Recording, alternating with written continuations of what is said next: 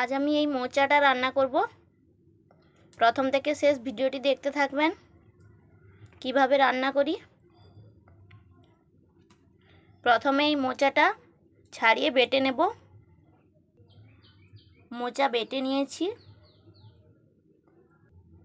মোচা রান্নার জন্য ঝিঙে আর আলু কেটে নিয়েছি। কড়াইতে তেল দিয়ে দিয়েছি, লঙ্কা কাটা দিয়ে দিচ্ছি, 5 ফোড়ন, কেটে রাখা ঝিঙে আলু দিয়ে দেবো।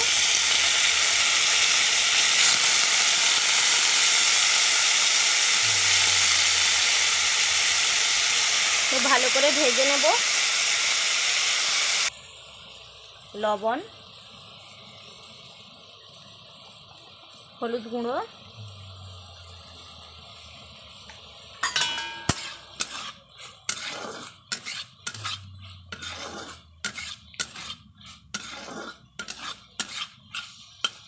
কিছুক্ষণ এইভাবে ভেজে নিতে হবে।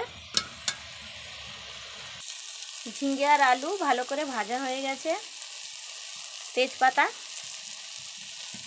বেটে রাখা মোচা দিয়ে দেব।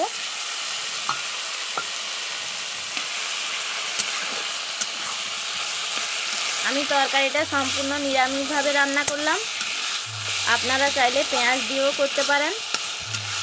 এইভাবে রান্না করলে দারুণ লাগে খেতে।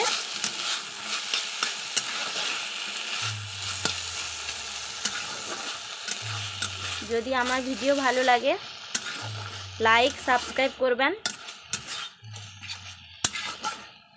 নিত্য নতুন ভিডিও পেতে। যারা ফেসবুক থেকে দেখছেন ফলো করবেন।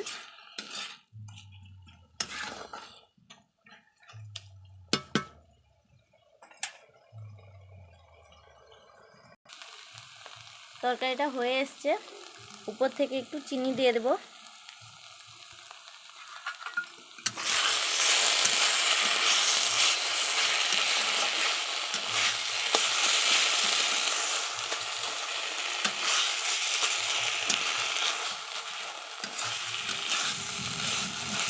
এতে আমি জল দিইনি, এভাবে শুকনো শুকনো হবে, দিলে খেতে ভালো লাগবে।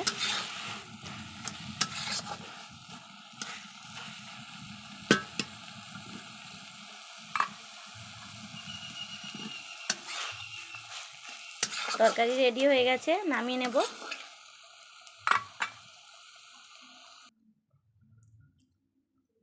তরকারি হয়ে গেছে, নামিয়ে নিয়েছি।